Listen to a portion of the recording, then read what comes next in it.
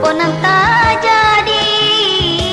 Sadonya urang bakato, sadonya urang menyumpah kepada diri denaiko yo kabala.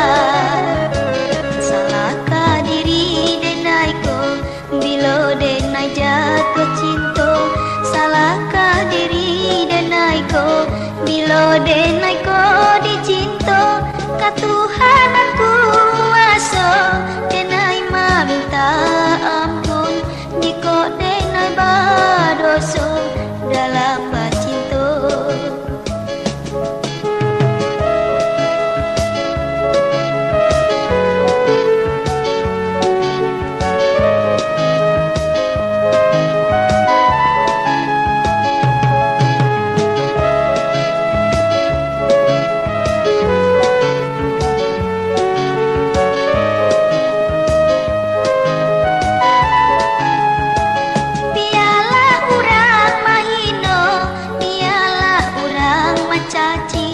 Kepada diri denaiko apa nang tak jadi.